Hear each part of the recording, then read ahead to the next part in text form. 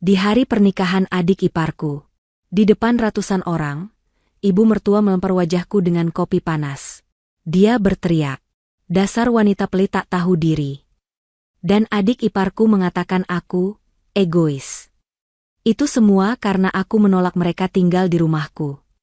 Saat itu aku hanya diam lalu pergi.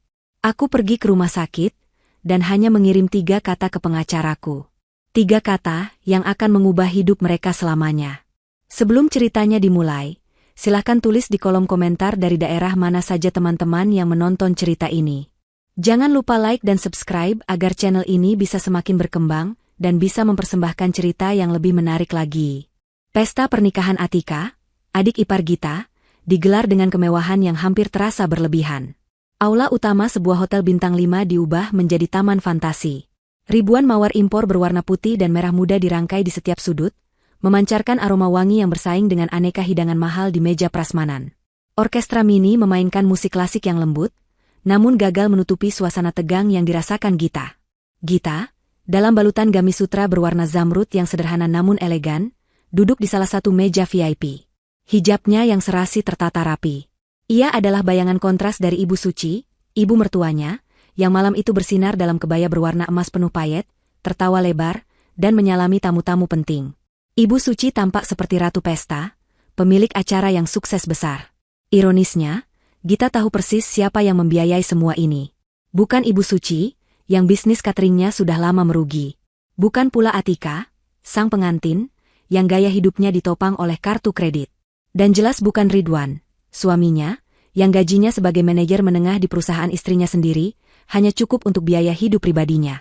Semua kemewahan ini, dari gaun pengantin rancangan desainer hingga catering mewah, dibayar lunas dari rekening pribadi Gita. Ridwan, suaminya, duduk di sebelahnya. Pria itu tampak gelisah. Kemeja batiknya yang mahal terlihat sedikit basah di bagian ketiak. Matanya terus melirik ke arah ibunya, lalu ke Gita, seolah mencoba mengukur jarak aman di antara dua kutub yang berlawanan. "Kamu baik-baik saja, sayang?" bisik Ridwan. Gita tersenyum tipis. "Aku baik. Pestanya indah. Atika pasti senang." "Syukurlah," Ridwan menghela napas lega, namun kelegaan itu terlalu cepat. Ibu sangat bahagia malam ini." "Terima kasih, ya." Gita hanya mengangguk.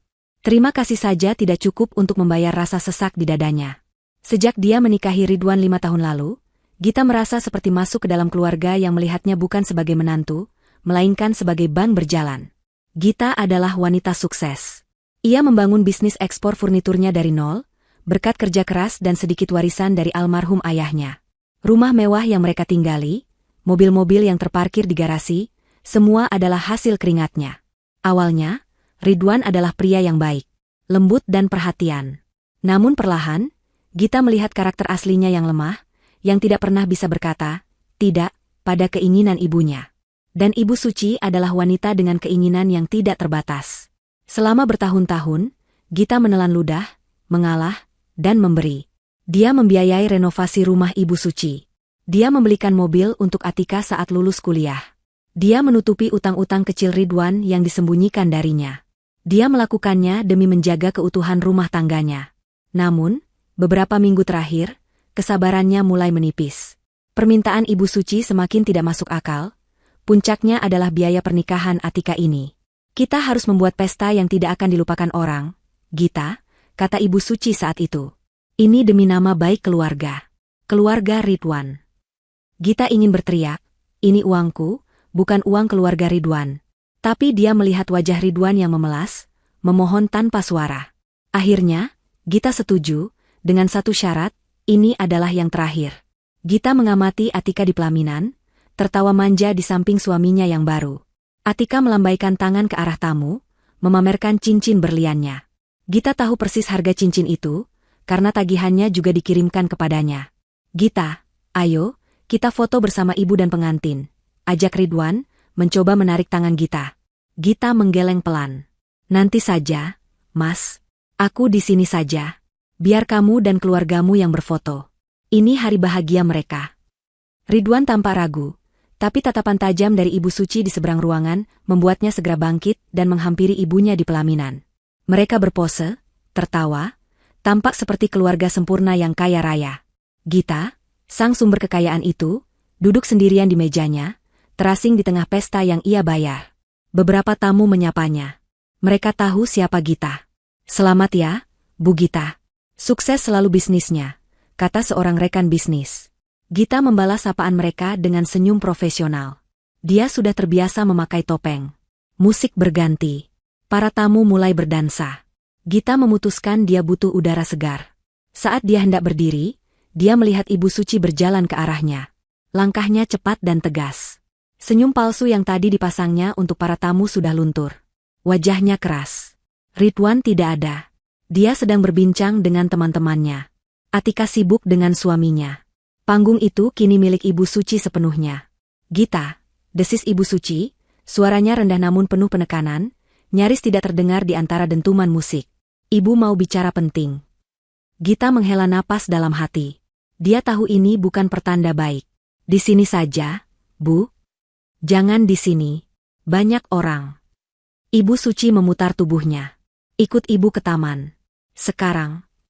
Ibu Suci tidak menunggu jawaban.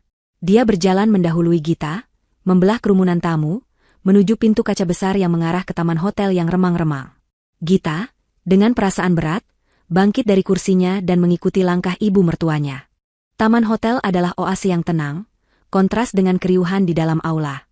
Hanya ada suara gemericik air dari kolam ikan hias dan aroma melati yang samar.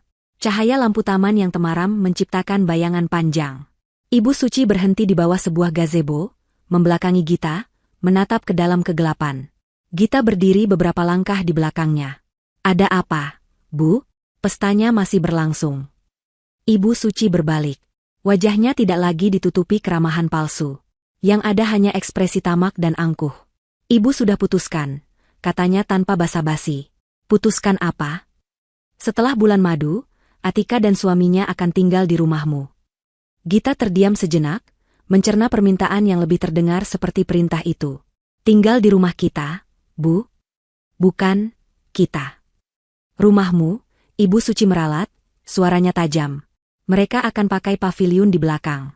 Paviliun itu kan besar dan kosong.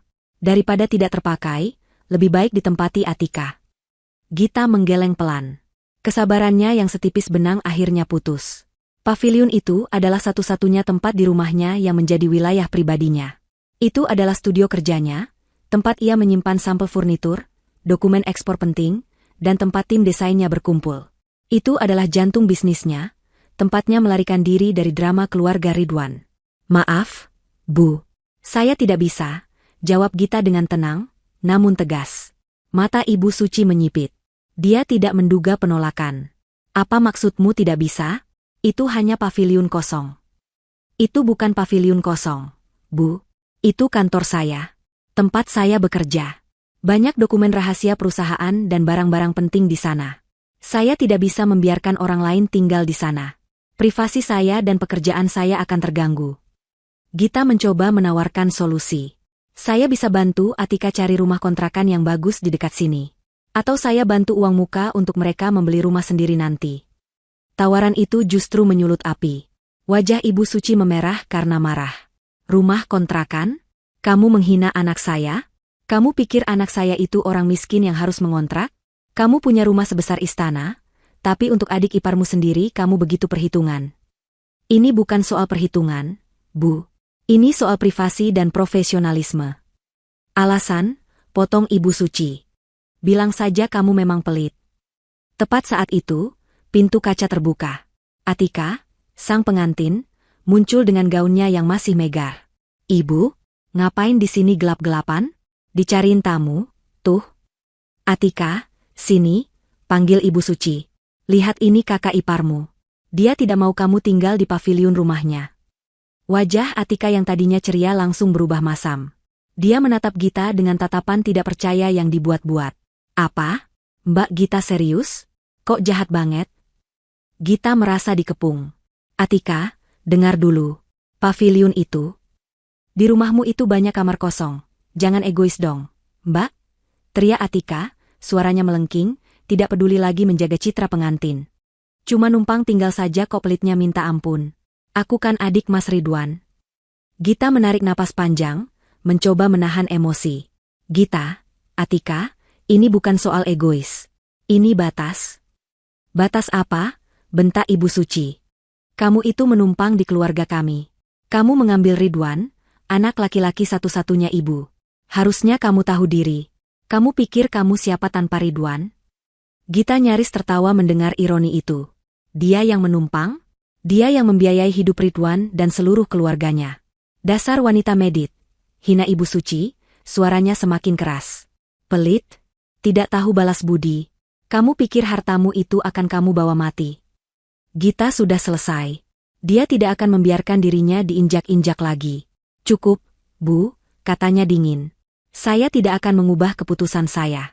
Paviliun itu milik saya. Keheningan melanda sejenak. Kemarahan di mata Ibu Suci mencapai puncaknya. Matanya liar mencari-cari sesuatu. Di meja kecil di sudut gazebo, ada beberapa cangkir kopi sisa tamu yang diletakkan di sana oleh pelayan. Sebelum Gita menyadari apa yang terjadi, Ibu Suci menyambar salah satu cangkir kopi yang isinya sepertinya masih hangat. Kurang ajar kamu ya. Dan Ibu Suci melemparkan cangkir itu sekuat tenaga ke wajah Gita. Semuanya terjadi begitu cepat. Gita merasakan hantaman keras di pipi kanannya, diikuti rasa panas yang menyengat dari kopi, lalu rasa perih yang luar biasa. Cairan coklat kental itu mengalir di wajahnya, membasahi hijabnya. Cangkir itu tidak pecah di wajahnya, tetapi membentur pipinya dengan keras sebelum jatuh dan pecah berkeping-keping di lantai marmer. Gita terhuyung mundur, satu tangannya memegang pipinya yang langsung terasa berdenyut. Panas, perih. Tapi yang lebih sakit adalah rasa kaget dan penghinaan yang luar biasa. Dia bisa merasakan sesuatu yang hangat mengalir di antara jari-jarinya, lebih kental dari kopi. Darah. Pecahan cangkir itu rupanya mengenai dan menggores pelipisnya. Atika memeki kaget, tapi tidak bergerak menolong. Ibu Suci berdiri mematung, napasnya terengah-engah, tangannya masih teracung, kaget sendiri dengan apa yang baru saja dilakukannya. Keributan itu menarik perhatian. Pintu kaca terbuka. Ridwan berlari keluar, diikuti beberapa tamu. Ada apa ini? Ibu? Gita? Ridwan terhenti saat melihat pemandangan di depannya. Istrinya berdiri dengan wajah berlumuran kopi dan darah. Ibunya berdiri dengan wajah penuh kebencian. Gita, wajahmu.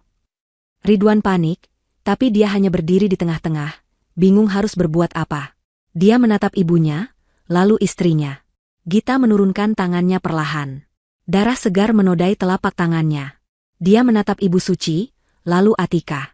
Di tengah rasa sakit yang berdenyut di wajahnya, sebuah kejernihan yang menakutkan muncul di benaknya. Ini adalah akhirnya. Dia tidak berteriak. Dia tidak menangis. Dia hanya menatap Ridwan yang mematung. Lalu, Gita melakukan sesuatu yang tidak terduga. Dia tersenyum. Senyuman tipis, dingin, dan penuh makna. Tanpa mengucapkan sepatah kata pun, dia berbalik. Dia berjalan melewati Ridwan yang masih terpaku. Dia berjalan kembali ke aula pesta yang ramai. Para tamu yang melihatnya terkesiap. Wajahnya berdarah, hijabnya ternoda. Dia berjalan lurus, menembus kerumunan, menuju pintu keluar, mengabaikan panggilan Ridwan yang akhirnya tersadar dan berteriak. Gita! Gita, tunggu! Gita terus berjalan. Dia keluar dari hotel, menghentikan taksi pertama yang dilihatnya, dan masuk ke dalam. Ke rumah sakit terdekat. Pak, katanya kepada sopir taksi dengan suara yang sangat tenang. Saat taksi melaju, Gita mengeluarkan ponselnya. Pipinya masih berdenyut hebat. Dia mengabaikan puluhan panggilan masuk dari Ridwan. Dia membuka kontak pengacara pribadinya. Dia hanya mengetik 3 kata. 3 kata yang telah lama ia siapkan untuk skenario terburuk. Jalankan rencana B.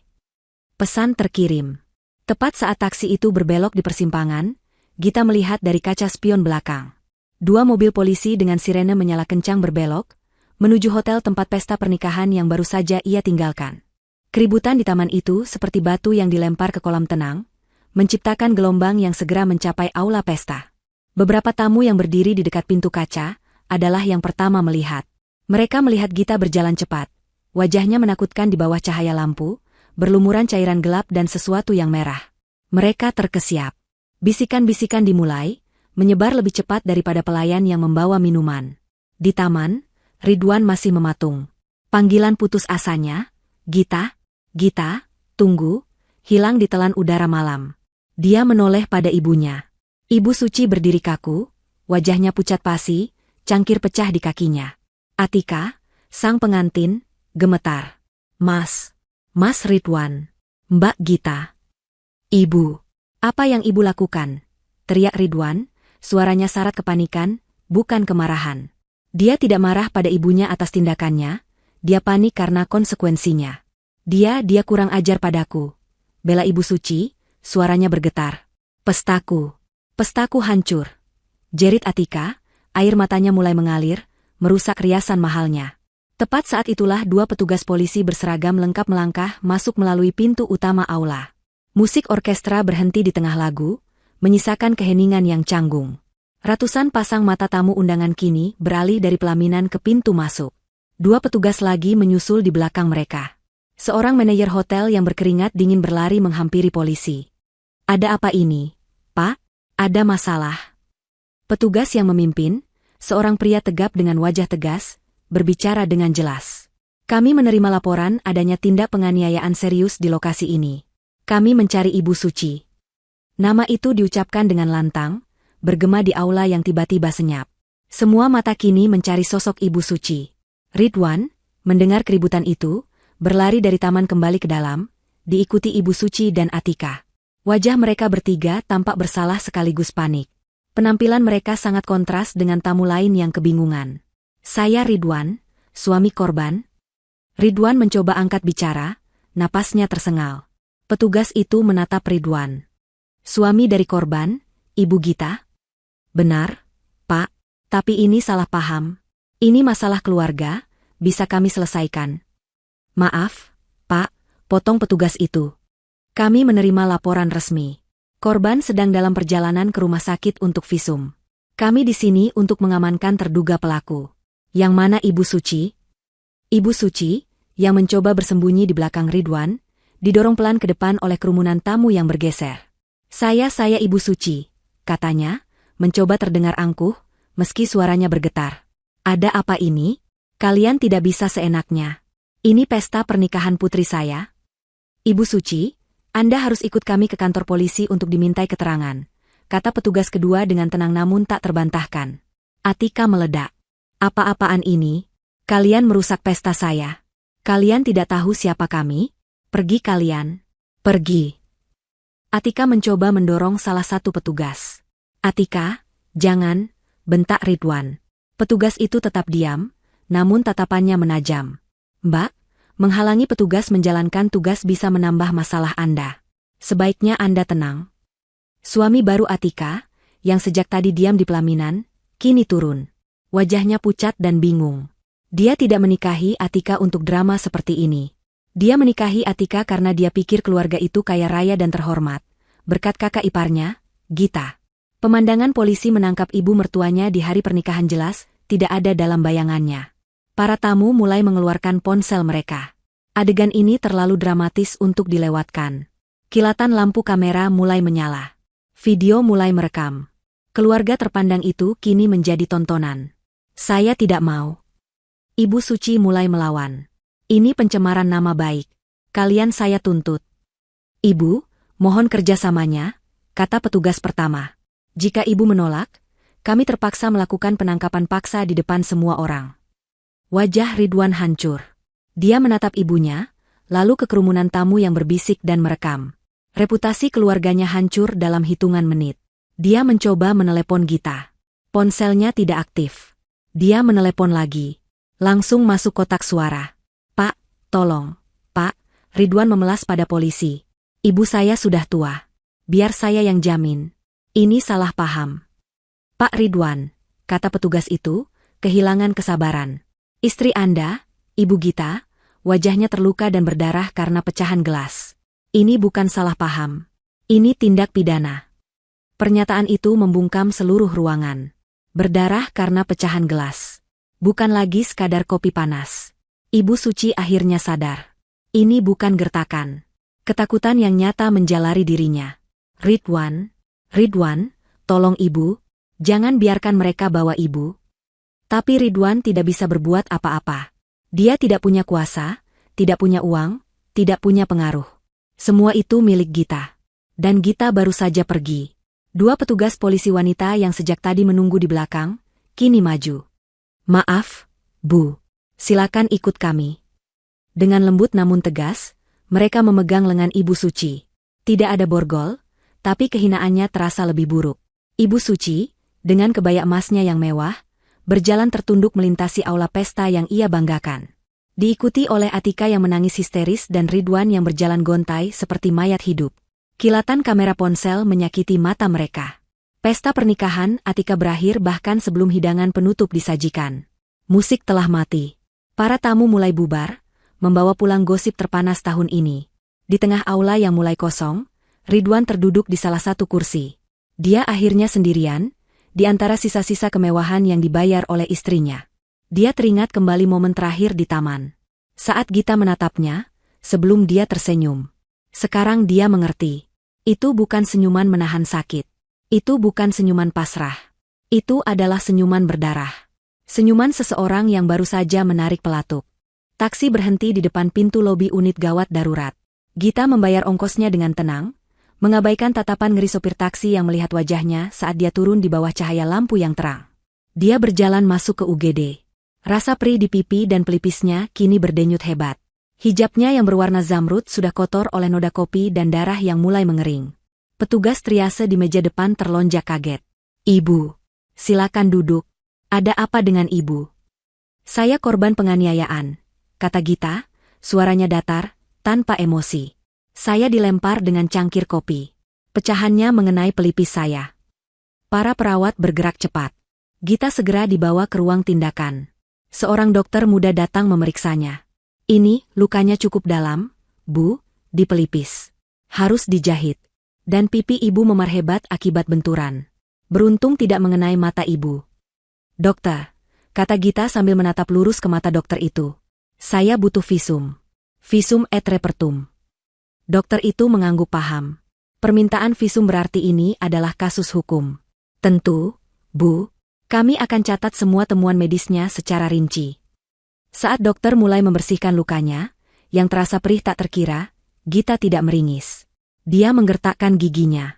Rasa sakit fisik ini tidak ada apa-apanya dibanding rasa sakit pengkhianatan yang dia rasakan selama 5 tahun terakhir. Rasa sakit ini justru menyadarkannya, mempertajam fokusnya. Selagi dia dijahit, ponselnya yang tadi dia matikan, kini dihidupkan kembali. Puluhan panggilan tak terjawab dari Ridwan, Atika, dan beberapa nomor tak dikenal muncul di layar. Dia mengabaikannya. Dia membuka pesan yang dia kirim 1 jam lalu. "Jalankan rencana B." 3 kata sederhana itu adalah puncak dari persiapan berbulan-bulan. Rencana B lahir dari kecurigaan yang tumbuh perlahan. Dimulai setahun lalu, ketika Gita menyadari ada keanehan dalam laporan keuangan perusahaannya. Ada faktur-faktur ganjil dari vendor catering yang tidak pernah dia pakai. Vendor itu tak lain adalah bisnis Ibu Suci. Gita menyewa auditor diam-diam. Hasilnya menghancurkan hatinya. Suaminya sendiri, Ridwan, orang yang dia percayai untuk mengelola sebagian administrasi kantor, telah memalsukan puluhan faktur. Dia menyalurkan dana perusahaan Gita ke bisnis ibunya yang sekarat, jumlahnya miliaran. Sejak saat itu, Gita tahu pernikahannya sudah berakhir. Tapi dia tidak gegabah. Dia menghubungi pengacara terbaik, Pak Anang. Mereka menyusun rencana. Rencana A adalah Ridwan mengaku, bertaubat, dan mereka bercerai baik-baik dengan Ridwan mengembalikan semua uang. Tapi Gita tahu, Ridwan tidak akan pernah melawan ibunya. Maka, rencana B disusun. Rencana penghancuran total yang sah secara hukum. Mereka mengumpulkan bukti, rekaman CCTV di kantor yang menunjukkan Ridwan bersekongkol dengan ibunya, jejak digital transfer dana, dan kesaksian dari staf keuangan yang curiga. Tapi mereka butuh satu pemicu. Satu momen tak terbantahkan yang menunjukkan sifat asli keluarga itu. Malam ini, Ibu Suci memberikannya. Pintu ruang tindakan terbuka. Seorang pria berjas rapi melangkah masuk. Pak Anang, pengacaranya. Wajahnya tegang namun profesional. "Gita, saya sudah dengar dari tim saya.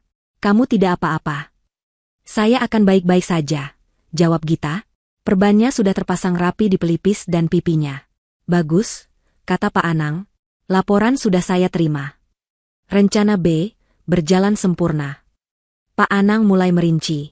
"Tim polisi yang saya siagakan di dekat hotel sudah bergerak begitu pesanmu masuk. Mereka mengamankan Ibu Suci atas dasar laporan penganiayaan berat. Visummu adalah bukti kuncinya. Gita mengangguk. Tim auditor forensik akan masuk ke kantormu dan kantor Ibu Suci besok pagi pukul 8, serentak. Surat perintah penyitaan dokumen dan pembekuan aset atas nama Ibu Suci dan Ridwan sudah dikeluarkan hakim malam ini juga. Saya menggunakan pasal penggelapan dan pencucian uang. Pak Anang tersenyum tipis. Dan bagian terbaiknya, Gita, pavilionmu. Ya? Tim saya sudah mengamankan rekaman CCTV dari kamera keamanan yang terpasang di sudut atap rumahmu, yang mengarah langsung ke taman hotel seberang. Gita baru ingat. Hotel itu memang tepat di seberang kompleks rumahnya. Bukan, kata Pak Anang. Maksud saya, rekaman CCTV di pavilionmu, yang di taman rumahmu. Saat Ibu Suci dan Ridwan merencanakan soal pernikahan Atika minggu lalu. Gita menatapnya. Kita punya rekaman audio dan video yang jelas. Lanjut Pak Anang. Ibu Suci berkata, kuras saja uangnya. Suruh dia bayar pernikahan Atika. Setelah itu, kita ambil alih pavilionnya. Suruh Ridwan masukkan aset rumah atas namanya. Dan Ridwan menjawab, iya, Bu. Ridwan sedang urus surat-suratnya.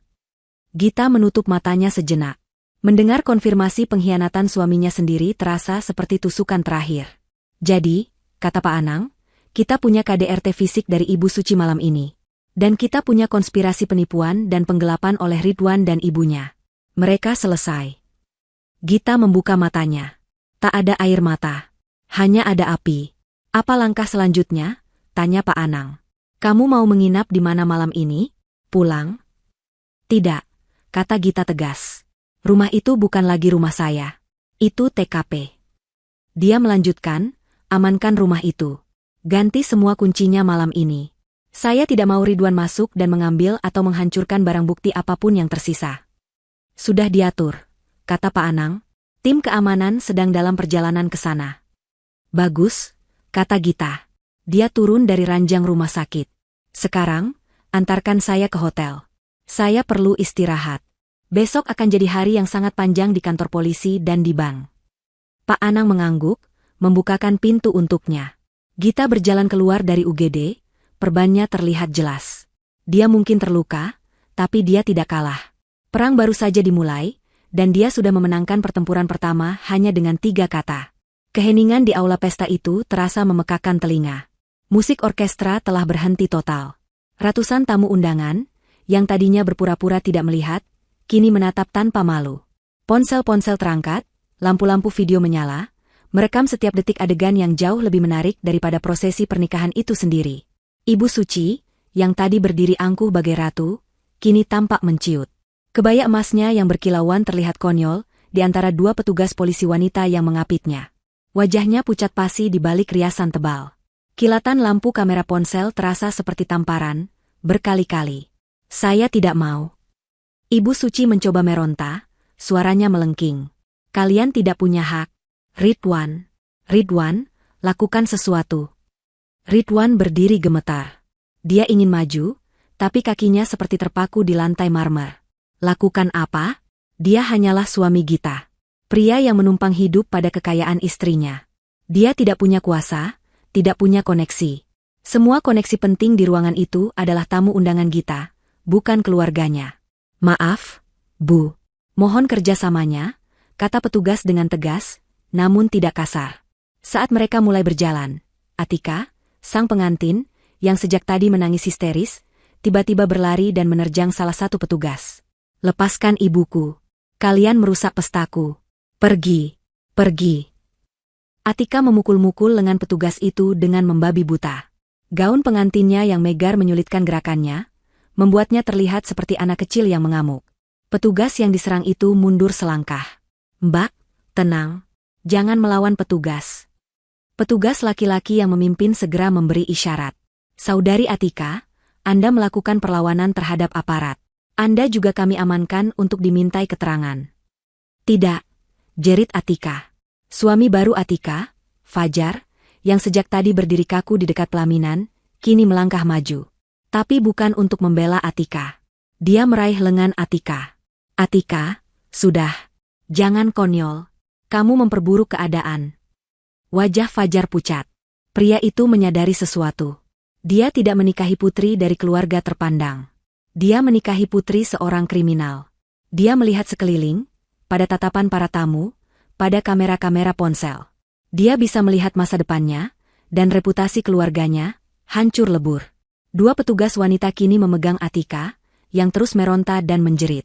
Pemandangan itu sungguh menyedihkan. Seorang ibu dan putrinya, di hari pernikahan sang putri, digiring keluar dari aula pesta oleh polisi. Ridwan hanya bisa menatap. Dia melihat tatapan Fajar, menantunya, yang kini menatapnya dengan pandangan dingin penuh kebencian. Dia melihat para tamu berbisik. Ya ampun, itu Ibu Suci, kan? Katanya bisnis cateringnya sukses? Kok main pukul? Saya dengar yang dianiaya itu Gita, istrinya Ridwan. Yang punya bisnis furnitur itu, kan? Pantas saja. Pasti masalah uang. Seluruh reputasi yang Ibu Suci bangun dengan susah payah di atas kebohongan, hancur dalam satu malam. Para petugas membawa Ibu Suci dan Atika keluar melalui lobi utama. Kilatan kamera wartawan gosip, yang entah bagaimana sudah mendapat kabar, menyambut mereka di luar. Ibu Suci menutupi wajahnya dengan sisa-sisa harga dirinya. Atika menangis meraung-raung. Di dalam aula, Ridwan ditinggalkan sendirian. Dia berdiri di tengah ruangan yang mulai kosong. Para tamu bergegas pergi, seolah takut tertular sial. Prasmanan yang mahal masih utuh. Kue pengantin setinggi 7 tingkat belum terpotong. Musik sudah mati. Hanya ada Ridwan dan sisa-sisa kemewahan yang dibayar oleh Gita. Dia merasakan gelombang mual dan ketakutan yang luar biasa. Gita. Dia harus menemukan Gita. Dia harus meminta maaf. Dia harus memohon. Dia mencintai Gita. Atau mungkin, dia mencintai kehidupan yang diberikan Gita. Sekarang, dia tidak bisa membedakannya. Dia meraih ponselnya, mencoba menelepon Gita lagi. Masih tidak aktif. Langsung ke kotak suara. Gita, sayang, angkat teleponnya. Ini salah paham. Ibu tidak sengaja. Kumohon, Gita pulang kita bicara. Dia meninggalkan pesan suara yang putus asa, suaranya bergetar. Dia berlari keluar dari aula, mengabaikan tatapan iba dari para pelayan hotel. Dia masuk ke dalam mobil sedannya, mobil yang dibelikan Gita untuk ulang tahunnya. Dia melaju kencang membelah malam, menuju rumah mereka. Dia harus sampai di rumah sebelum Gita. Dia akan menunggu di depan pintu. Dia akan berlutut jika perlu. Dia akan menyalahkan ibunya. Dia akan melakukan apa saja agar Gita memaafkannya dan kehidupan mewahnya kembali normal. Dia tiba di kompleks perumahan elit mereka 20 menit kemudian. Jantungnya berdebar kencang saat dia membelok ke gerbang utama rumahnya yang megah. Dia menekan tombol di remote gerbangnya. Tidak ada yang terjadi. Gerbang setinggi 3 meter itu tetap tertutup. Dia menekannya lagi. Berkali-kali. Tetap diam. Dengan kesal, dia turun dari mobil. Dia berlari ke pos keamanan kecil di samping gerbang, tempat tombol manual berada. Dia menekan kartunya di sensor. Lampu sensor berkedip merah. Akses ditolak. Napas Ridwan tercekat. Dia mencoba lagi. Akses ditolak. Dia menggedor-gedor gerbang besi itu. Buka. Buka. Satpam. Pak Udin. Biasanya ada 2 satpam yang berjaga. Malam ini, pos itu gelap. Tapi saat dia melihat lebih dekat, dia menyadari ada yang berbeda. Di gerbang itu, melilit di antara jeruji besinya, terpasang sebuah rantai baja industri yang baru. Sebuah gembok besar berwarna kuning menggantung, berkilauan di bawah lampu jalan. Rumahnya, istananya, telah dirantai. Tiba-tiba, lampu sorot dari pos keamanan menyala, membutakan matanya. 2 orang pria bertubuh tegap, mengenakan seragam safari berwarna gelap yang tidak dia kenali, melangkah keluar. Mereka bukan satpamnya. Maaf, Pak. Ada yang bisa dibantu? Suara pria itu berat dan tidak ramah. Saya pemilik rumah ini. Siapa kalian? Kenapa gerbangnya digembok? Pria itu menatap Ridwan dari atas ke bawah. Nama bapak siapa? Saya Ridwan. Suami Ibu Gita. Biarkan saya masuk. Pria itu menggeleng. Maaf, Pak Ridwan. Kami dari tim keamanan yang disewa Ibu Gita. Sesuai instruksi langsung dari beliau, mulai malam ini, Anda tidak lagi diizinkan masuk ke properti ini. Kaki Ridwan lemas. Dia bersandar di gerbang yang dingin itu. Tidak diizinkan masuk. 3 kata itu menghantamnya lebih keras daripada lemparan cangkir kopi. Tidak mungkin. Bisiknya. Gita tidak mungkin melakukan ini. Pria keamanan itu tidak menjawab. Dia hanya berdiri diam, mengawasinya, memastikan dia tetap berada di luar. Ridwan menyadari kebenarannya. Senyuman berdarah Gita di taman tadi. Itu bukan senyuman kesakitan. Itu adalah senyuman kemenangan. Pesta telah usai. Dan dia, Ridwan, adalah orang terakhir yang diusir dari pesta itu. Kontras dengan Ridwan yang berdiri kedinginan di luar gerbang, Gita baru saja selesai mandi air hangat di kamar Presidential Suite sebuah hotel mewah. Hotel yang, ironisnya, sebagian sahamnya dia miliki. Dia melepaskan jubah mandi hotel yang lembut dan berdiri di depan cermin besar. Pipinya yang tadi ditampar dan disiram kopi panas kini membiru, bengkak, dan mengerikan. Di pelipisnya, perban putih bersih menutupi 4 jahitan yang baru saja dia dapatkan. Gita menatap pantulan dirinya. Dia menatap mata wanita di cermin itu. Tidak ada air mata. Tidak ada keraguan. Hanya ada ketenangan yang dingin. Selama 5 tahun, dia telah hidup dalam ilusi. Ilusi pernikahan bahagia. Ilusi keluarga yang mencintainya. Dia telah menipu dirinya sendiri, mengabaikan tanda-tanda, memaafkan pengkhianatan-pengkhianatan kecil, semuanya demi kata, harmoni. Malam ini, Ibu Suci, dengan lemparan cangkir itu, telah melakukan sesuatu yang tidak disangka-sangka. Ibu Suci telah membebaskannya. Lemparan itu telah menghancurkan cangkir, sekaligus menghancurkan ilusi terakhir yang menahannya. Ada ketukan pelan di pintu. Gita mengenakan setelan piyama sutra yang dia minta asistennya bawakan. Masuk. Pak Anang, pengacaranya, melangkah masuk. Wajahnya segar, seolah baru saja tidur nyenyak, meski Gita tahu pria itu bekerja sepanjang malam. Dia membawa tas kerja kulit yang tebal. Selamat pagi, Bu Gita, sapa Pak Anang. Saya harap Anda bisa beristirahat. Saya tidur lebih nyenyak daripada yang saya alami dalam 5 tahun terakhir. Pak, jawab Gita tenang. Dia duduk di sofa, mempersilakan pengacaranya duduk. Bagus, kata Pak Anang, membuka tas kerjanya dan mengeluarkan beberapa map tebal. Kita mulai. Pertama, ini salinan resmi visum et repertum dari rumah sakit. Dia menyerahkan selembar dokumen. Gita membacanya. Istilah-istilah medis itu terasa jauh, seolah menggambarkan orang lain. Luka robek di pelipis kanan, panjang 3 cm, kedalaman 2 mm, memerlukan 4 jahitan. Memar parah di area tulang pipi kanan akibat benturan benda tumpul. Luka bakar tingkat pertama di sebagian pipi dan leher akibat cairan panas. Ini, kata Pak Anang, adalah bukti tak terbantahkan untuk pasal penganiayaan berat. Ancaman hukumannya minimal 5 tahun penjara untuk Ibu Suci. Dia tidak akan bisa mengelak. Gita mengangguk. Lalu, yang lain. Pak Anang tersenyum tipis. Ah, yang lain. Rencana B, berjalan lebih lancar dari dugaan.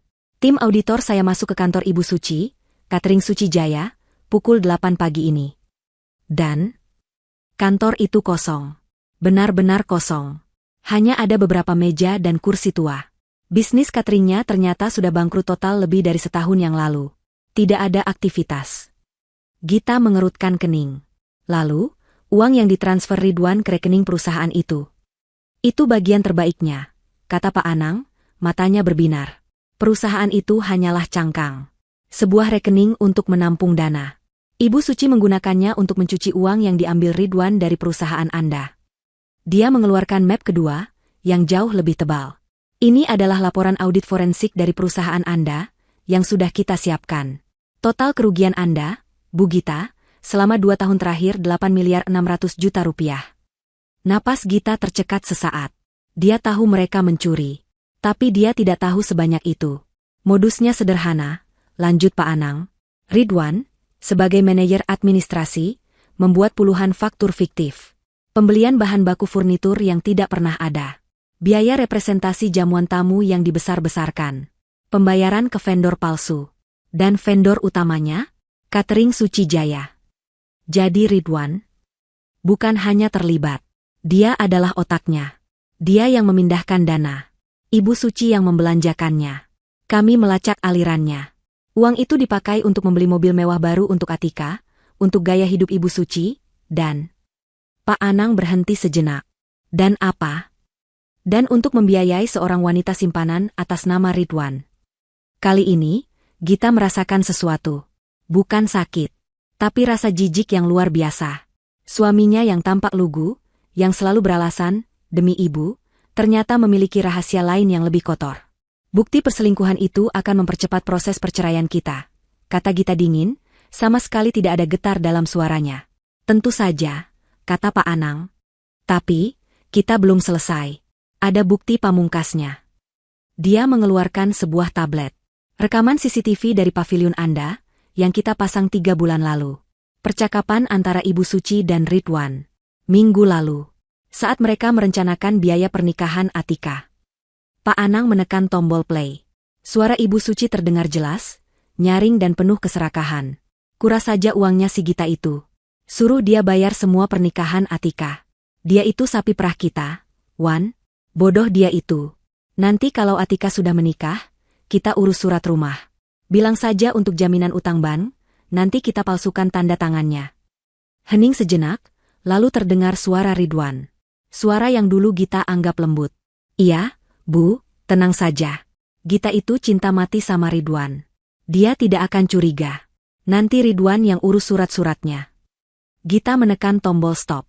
Dia menutup matanya. Sapi perah. Bodoh. Cinta mati. Cukup, katanya. Gita, kata Pak Anang lembut, Ibu Suci sudah ditahan semalam. Atika dilepaskan pagi ini dengan jaminan, tapi statusnya tersangka karena melawan petugas. Mereka berdua pasti sedang menyewa pengacara. Tidak masalah, kata Gita, membuka matanya. Api di matanya telah kembali. Ridwan menghilang, lanjut Pak Anang. Dia tidak pulang ke rumah ibunya. Polisi akan segera mengeluarkan surat panggilan untuknya sebagai saksi. Dia bukan saksi, kata Gita. Dia tersangka utama. Saya mau dia ditahan. Kita akan ke sana. Tapi langkah pertama, Anda harus ke kantor polisi hari ini. Memberikan berita acara pemeriksaan, BAP, resmi. Anda siap? Gita berdiri. Dia berjalan ke lemari, mengambil setelan blazer berwarna biru tua yang tajam dan hijab yang serasi. Dia mengenakannya dengan gerakan yang mantap dan terukur. Dia menatap pantulannya sekali lagi. Perban putih itu kontras dengan blazer birunya. Saya siap, katanya. Saya ingin memberikan BAP saya. Dan saya ingin menyerahkan semua bukti ini. Saya ingin melihat wajah mereka saat mereka tahu, saya tahu segalanya. Malam pertama Ibu Suci di balik jeruji besi, adalah siksaan terburuk yang pernah ia bayangkan. Dia tidak ditempatkan di sel isolasi yang nyaman. Dia dilempar ke sel tahanan umum bersama belasan wanita lain dengan berbagai kasus.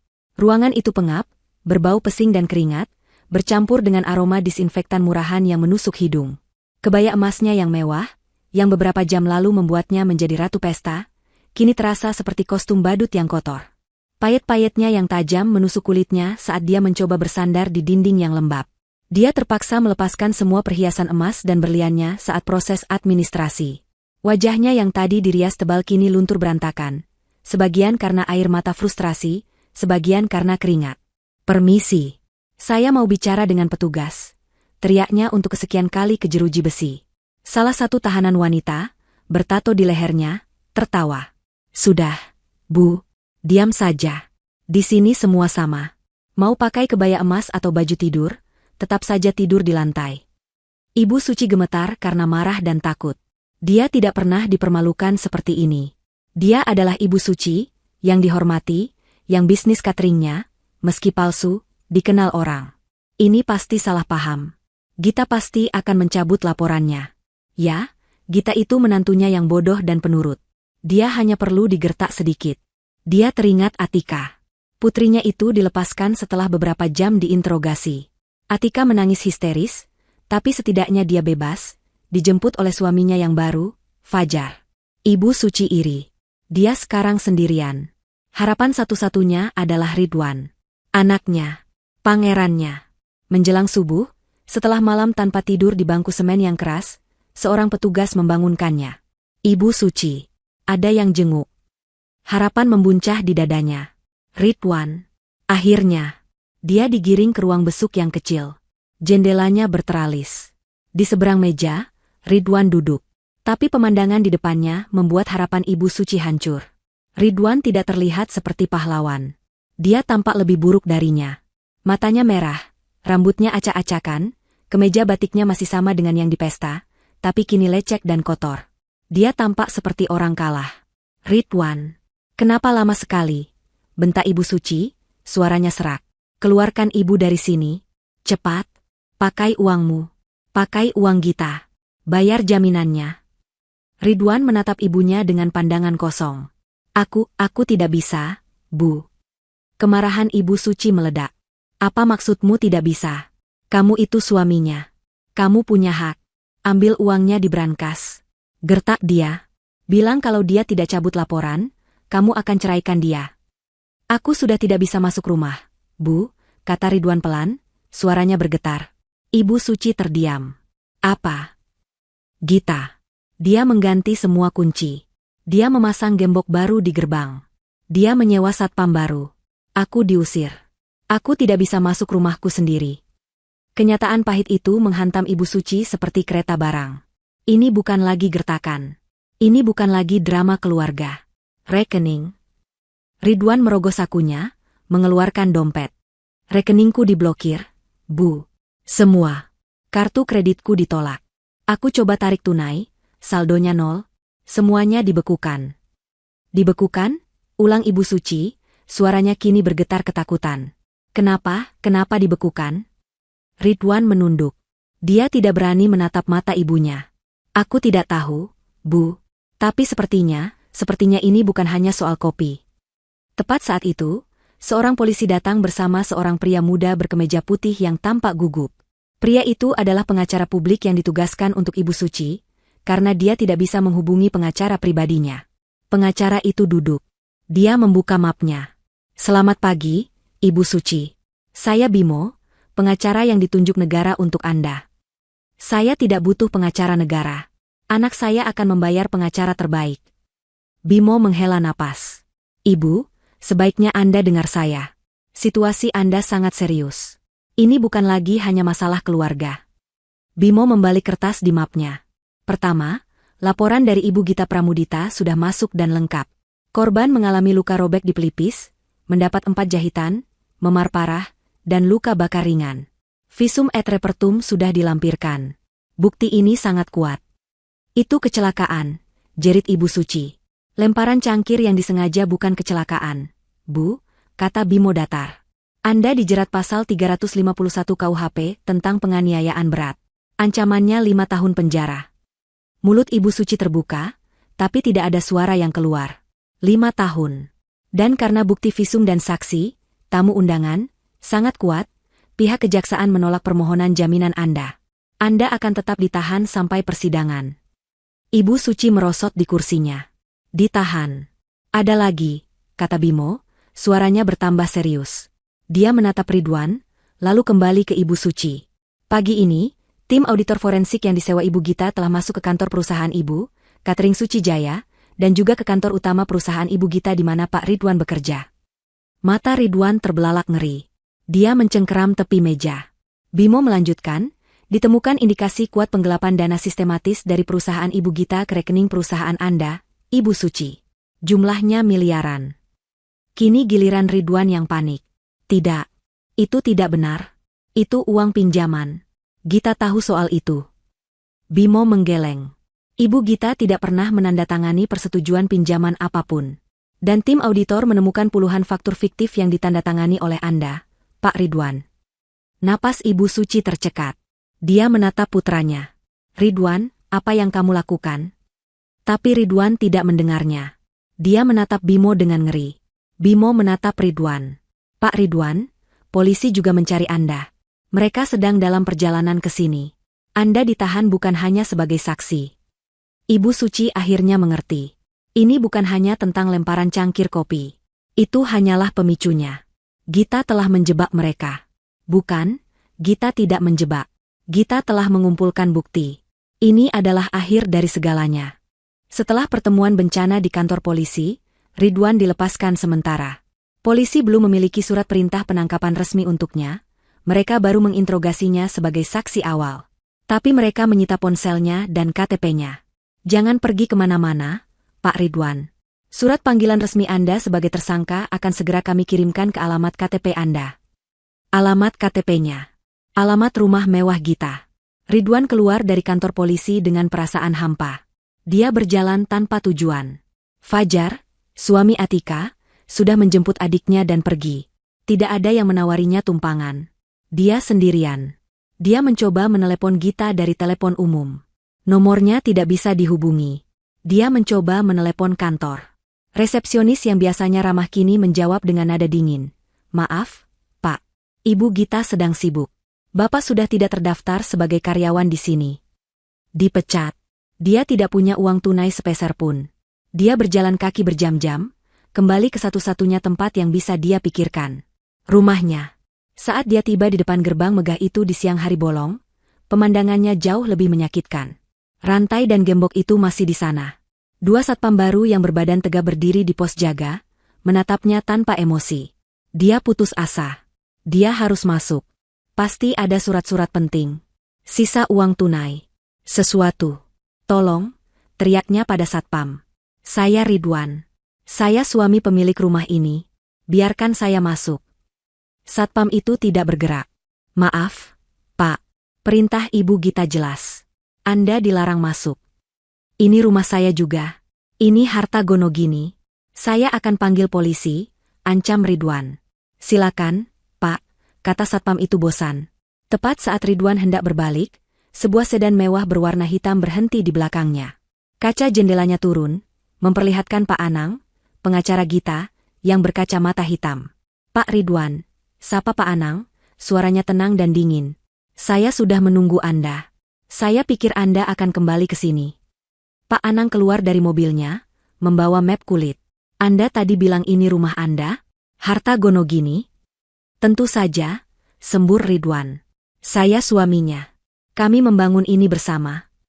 Pak Anang tersenyum tipis, senyuman yang tidak mencapai matanya.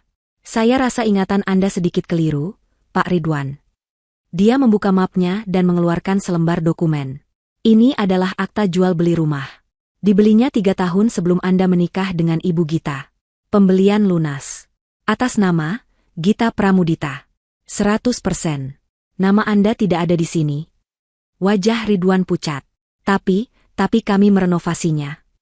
Menggunakan uang perusahaan Ibu Gita, yang sekarang sedang diaudit karena penggelapan dana Anda. Potong Pak Anang. Saya suaminya. Menurut hukum, saya tetap berhak. Pak Anang mengeluarkan dokumen kedua. Yang ini terlihat lebih tebal. Tentang hukum. Saya senang Anda membicarakannya. Apakah Anda ingat ini? Dia menyerahkan dokumen itu. Itu adalah salinan perjanjian. Di halaman terakhir, ada tanda tangan yang jelas. Tanda tangan Ridwan. Perjanjian pranikah, kata Pak Anang. Jantung Ridwan seakan berhenti berdetak. Perjanjian pranikah. Dia ingat sekarang. Beberapa hari sebelum menikah, Gita menyodorkan setumpuk dokumen legal. Katanya itu hanya formalitas untuk struktur kepemilikan perusahaan agar jelas. Dia sedang dimabuk cinta dan prospek kekayaan, dia menandatanganinya tanpa membaca detailnya. Perjanjian ini, jelas Pak Anang, seolah sedang mengajar anak kecil, menyatakan dengan sangat jelas bahwa semua harta bawaan, warisan, dan aset yang diperoleh Ibu Gita atas nama perusahaannya selama masa pernikahan adalah murni miliknya. Harta Gonogini hanya mencakup aset yang dibeli bersama atas nama berdua selama menikah. Pak Anang menatap Ridwan. Dan sejauh ini, kalian tidak membeli apa-apa bersama. Anda hanya sibuk mengambil dari istri Anda. Kaki Ridwan lemas. Dia bersandar di pilar gerbang. Dia tidak punya apa-apa. Gita, dia tidak mungkin sekejam ini. Bisik Ridwan. Kejam? Pak Anang tertawa pelan. Kejam adalah membiarkan istri Anda bekerja keras sementara Anda dan ibumu berkonspirasi untuk menguras rekeningnya. Kejam adalah memalsukan tanda tangannya.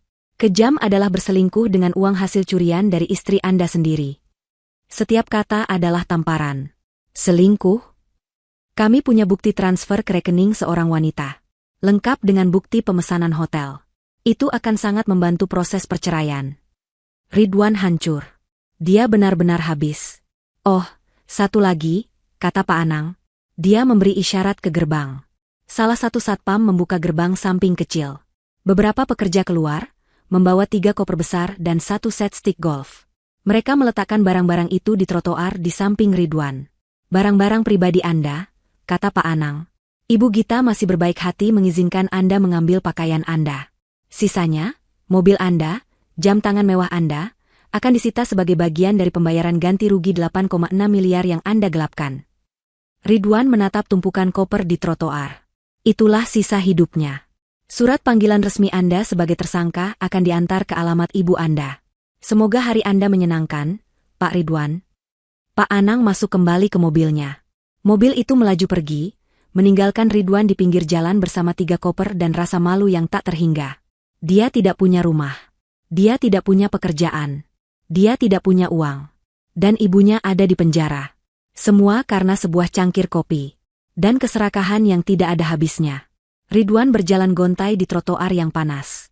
3 kopernya terasa seberat batu. Dia tidak tahu harus kemana. Dia tidak punya uang sepeser pun. Ponselnya sudah disita. Dia tidak bisa menghubungi siapa ke siapa. Dia seperti orang asing di kotanya sendiri. Setelah berjalan berjam-jam, hanya ada satu tempat yang terlintas di benaknya. Tempat yang masih mungkin memberinya perlindungan. Kantor catering Suci Jaya. Itu bukan kantor mewah. Itu adalah sebuah ruko tua dengan 3 lantai di area pertokoan yang mulai sepi. Ibu Suci selalu membanggakannya sebagai pusat kerajaan kulinernya. Ridwan tahu, itu hanyalah fasad. Lantai 1 adalah dapur kotor yang jarang beroperasi, lantai 2 adalah kantor administrasi palsu tempat Ridwan membuat faktur-faktur fiktif, dan lantai 3 adalah gudang yang penuh barang rongsokan.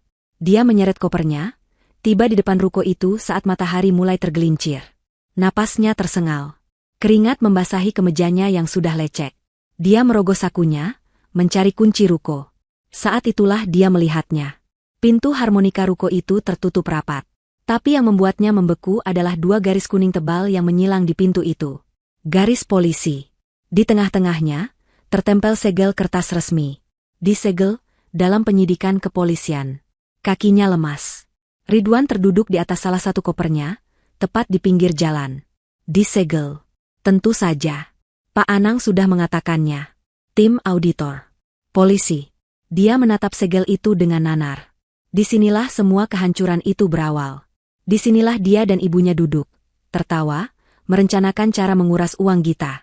Dia ingat kata-kata ibunya, Gita itu sapi perah kita. Wan. Bodoh dia itu. Ternyata, dialah yang bodoh. Beberapa pemilik toko di sebelahnya mulai memperhatikan. Seorang ibu pemilik warung kelontong menatapnya dengan iba sekaligus penasaran. Mas Ridwan, kan? Anaknya Bu Suci? Ridwan tidak menjawab. Dia hanya menunduk malu. Ya ampun, Mas. Tadi pagi di sini ramai sekali. Si ibu warung bergosip. Polisi datang. Terus banyak orang pakai jas rapi, bawa-bawa koper. Katanya sih, kantor cateringnya Bu Suci diperiksa. Ada masalah apa toh, Mas? Ridwan ingin berteriak. Ingin lari. Tapi dia tidak punya tenaga. Seorang tukang ojek yang mangkal di dekat situ ikut menimpali. Wah, lihat di berita, Mas. Tadi saya lihat di HP. Pestanya Atika. Kan? Katanya Bu Suci ditangkap gara-gara aniaya menantunya sendiri. Benar itu, Mas? Berita. Ridwan mengangkat kepalanya. Matanya terbelalak. Berita apa? Itu, di portal gosip. Sudah ramai. Ridwan gemetar. Dia melihat seorang pemuda yang sedang makan di warung itu, asyik menggulir ponselnya. Dengan sisa-sisa keberanian, Ridwan mendekat. Mas. Maaf. Boleh saya lihat? Pemuda itu mendongak, mengenali Ridwan dari foto yang baru saja dia lihat. Ini Mas Ridwan, kan? Yang suaminya Bu Gita? Pemuda itu, tanpa diminta, membuka sebuah artikel di portal berita paling populer. Judulnya terpampang besar-besar, menyakitkan mata. Tragedi pesta mewah, ibu mertua siram wajah menantu dengan kopi panas, langsung ditangkap. Di bawahnya, ada foto buram yang diambil dari ponsel tamu. Foto Ibu Suci yang digiring polisi. Foto Atika yang menangis histeris. Dan yang terburuk, sebuah foto close-up wajah Gita saat berjalan keluar hotel. Wajah cantik yang ternoda darah dan kopi. Senyuman berdarah itu. Jantung Ridwan serasa diremas. Ini bukan lagi rahasia keluarga. Ini sudah menjadi tontonan nasional. Dia menggulir ke bawah. Komentar-komentar netizen lebih kejam dari apapun. Karma instan untuk mertua jahat. Kelihatan dari mukanya kalau si mertua itu serakah. Hebat Mbak Gita. Basmi keluarga parasit.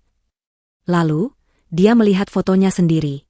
Foto saat dia berdiri bingung di taman, di antara ibu dan istrinya. Judul kecil di bawah foto itu berbunyi, "Suami hanya dia mematung saat istri dianiaya ibu kandung." Hinaan membanjirinya. Suami pengecut. Suami tak berguna, pasti numpang hidup sama istri. Laki-laki macam apa ini? Bisnisnya, nama baiknya, reputasi keluarganya, semua runtuh. Bukan hanya disegel secara fisik oleh polisi, tapi disegel secara sosial oleh publik. Dia bukan lagi Ridwan, manajer terhormat. Dia adalah Ridwan, suami pengecut, anak penipu, dan bagian dari keluarga parasit. Dia mengembalikan ponsel itu dengan tangan gemetar. Dia kembali duduk di kopernya. Di depan ruko yang disegel. Di bawah tatapan menghakimi para tetangga. Dia benar-benar habis. Tidak ada tempat untuk lari. Tidak ada tempat untuk bersembunyi. Atika terbangun di kamar asing. Kamar itu rapi, modern, dengan perabotan minimalis berwarna abu-abu. Itu adalah kamar di unit apartemen Fajar, suaminya. Suami yang baru dinikahinya kurang dari 24 jam yang lalu. Kepalanya berdenyut. Gaun pengantinnya yang seharga ratusan juta teronggok di lantai, kotor dan robek di beberapa bagian akibat pergulatannya dengan polisi tadi malam. Dia hanya tidur beberapa jam setelah Fajar membawanya ke sini, setelah dia dibebaskan dari kantor polisi dengan status tersangka. Semalam, Fajar tidak banyak bicara. Dia hanya menyuruh Atika tidur.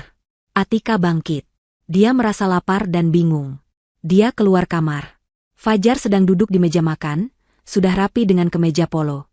Dia tidak sedang sarapan. Dia sedang menatap laptop dan beberapa lembar dokumen, sambil berbicara serius di telepon. Pastikan pembatalannya diproses hari ini, Pak. Saya tidak mau ada sangkut paut lagi. Gunakan alasan apapun. Penipuan status keluarga. Apapun. Atika membeku. Pembatalan? Fajar melihatnya. Wajahnya tidak menunjukkan simpati. Tidak ada wajah suami yang khawatir pada istrinya. Yang ada hanya wajah dingin seorang pebisnis yang sedang menaksir kerugian. Fajar. Bisik Atika. Mas, kamu telepon siapa? Fajar menutup teleponnya. Duduk, Atika. Atika duduk di seberangnya. Mas, kita harus ke kantor polisi. Kita harus bebaskan ibu. Kita harus sewa pengacara terbaik. Kita tuntut Mbak Gita. Dia sudah menghancurkan segalanya. Fajar tertawa. Tawa yang kering dan mengejek. Tuntut, ulangnya. Tuntut pakai apa? Atika, kamu punya uang? Kita punya. Keluargaku kaya. Mas Ridwan. Keluargamu penipu. Potong Fajar, suaranya tajam. Aku baru saja selesai menelepon pengacaraku dan beberapa kontakku. Aku mencari tahu siapa sebenarnya keluarga suci. Atika menelan ludah. Ibumu, kata Fajar, menunjuk selembar kertas, ditahan tanpa jaminan. Bukan hanya karena penganiayaan, tapi karena polisi membuka kasus penggelapan dana dan pencucian uang. Apa? Itu bohong. Itu fitnah Gita. Fitnah? Fajar mendorong laptopnya. Layar itu menunjukkan artikel berita yang sama dengan yang dilihat Ridwan, tapi Fajar membuka situs berita finansial. Kakakmu, Ridwan, telah memalsukan faktur dan menggelapkan 8,6 miliar rupiah dari perusahaan istrinya sendiri. Perusahaan catering ibumu sudah bangkrut setahun lalu, itu hanya cangkang untuk menampung uang curian. Mata Atika terbelalak. 8 miliar. Dia tahu mereka sering meminjam uang Gita. Tapi dia tidak tahu sedalam ini. Dan rumah mewah yang kamu banggakan itu, lanjut Fajar. Rumah yang kamu janjikan pavilionnya untuk kita? Itu 100% atas nama Gita Pramudita. Dibeli sebelum dia menikah. Kakakmu tidak punya hak sepeser pun atas rumah itu. Atika tidak bisa bernapas. Kamu, kata Fajar, menatap lurus ke mata Atika, telah berbohong padaku. Kamu bilang kamu dari keluarga kaya raya yang terpandang. Ternyata aku menikahi putri seorang kriminal, dan adik seorang penggelap. Air mata mulai menggenang di mata Atika. Mas, tapi Mas Fajar cinta, kan, sama aku? Kita baru menikah. Fajar berdiri. Dia merapikan kemejanya. Wajahnya tidak menunjukkan emosi. Aku menikahi kamu karena aku pikir kamu sepadan, Atika. Keluarga terhormat. Latar belakang yang bersih. Sesuatu yang bisa kubanggakan di depan kolega-kolegaku. Dia berjalan ke pintu, mengambil kunci mobilnya. Aku tidak bisa membangun masa depan dengan wanita dari keluarga penipu. Reputasiku terlalu berharga. Mas, kamu mau kemana? jerit Atika. Fajar berhenti di ambang pintu. Dia menoleh, tatapannya dingin menusuk. Pernikahan kita belum dicatatkan di catatan sipil. Baru sah secara agama. Pengacaraku sedang mengurus pembatalan nikah pagi ini atas dasar penipuan. Pembatalan? Ulang Atika, suaranya hancur. Aku mau kamu pergi dari apartemenku sebelum aku pulang malam ini, kata Fajar. Aku tidak mau melihatmu, atau barang-barangmu, ada di sini lagi. Jangan pernah hubungi aku lagi. Pintu itu tertutup. Atika sendirian. Di dalam apartemen asing. Tidak punya uang. Tidak punya keluarga untuk dihubungi. Ibunya dipenjara. Kakaknya menghilang. Dan suaminya, pria yang baru kemarin bersumpah di depan penghulu, baru saja mencampakkannya. Dia merosot ke lantai, tangisannya yang histeris menggema di ruangan yang kosong. Karma yang dia tertawakan, kini datang menagihnya dengan begitu cepat dan brutal.